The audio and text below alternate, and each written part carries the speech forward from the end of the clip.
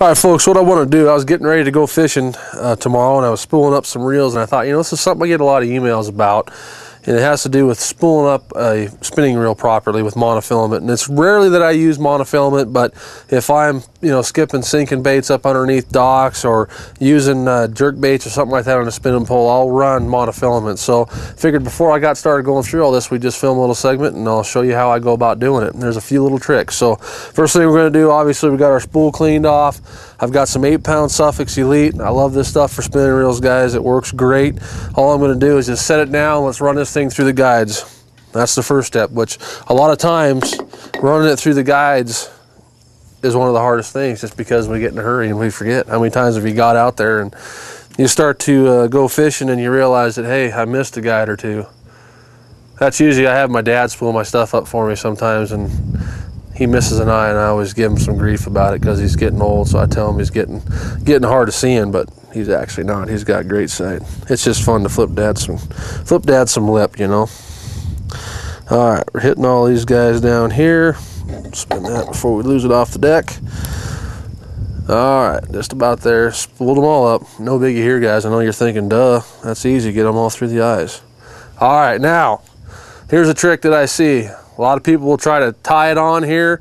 They get it all tied on and they go to spin and the line's underneath the bail. So always, before you hook this thing up, just open the bail. Open the bail first and then tie it on, okay?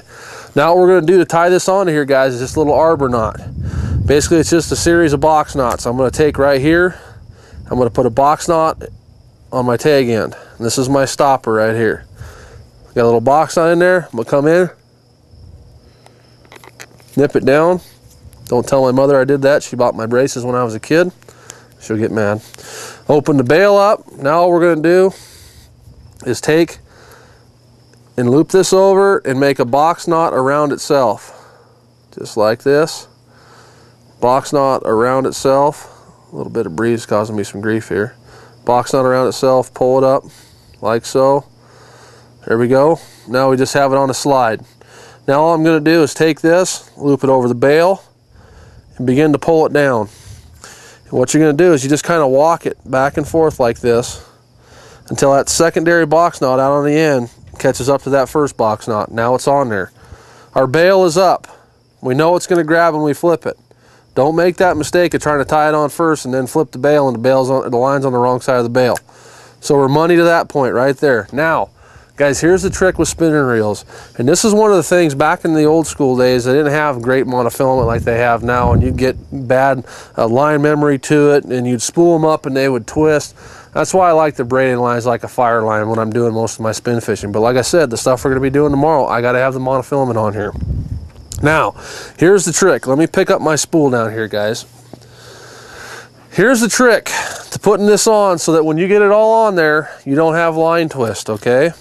Now, most of the manufacturers are going to help you out with this. If you look at this, generally if you take this and set it down on the ground, label side up, you're going to do it right. Now, what does that mean to you? Why do you say label side up? Guys, what you have to do is match up how the line comes off of this spool with how it goes onto this spool. See how this is turning right here, that direction? It needs to be coming off of this spool the same direction. If you flip it over and go against the grain, it's going to give you a pile of line twist. So always remember, just take a quick look at it so that when you set the spool down on the ground, it's coming off this side here and the reel's spinning that same direction. So it's coming off even. It's not twisting it. So then all I'm going to do is take this guy, set it down on the ground. I'm going to set it label side up, get it off my rod tip a little bit. I got it label side up. Now I'm going to grab with my 2 fingers and I'm going to put just a little bit of tension on there and I'm going to start taking it off. Just like so.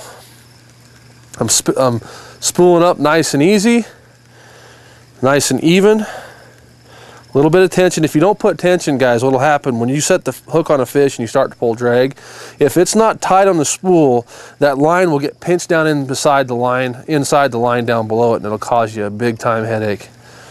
So I'm coming off, and you want to make sure with your spinning reels, guys, to fill them up. Don't overfill them. I have a tendency to overfill, and the reason why is that I want to get it as far out to the edge that I can. The further out the edge you can get that line, the less drag it has when it comes off, and it makes for a longer cast. So I like to spool them up. Now if you talk to my dad likes to keep them down a little bit because he doesn't want to get wind knots and stuff. So there we go, guys. We're spooled up, and I want you to see something right here. See how I put all that tension on there? If you did that backwards, see this? No line twist. All that is, guys, is the wind blowing that. See that? No line twist at all.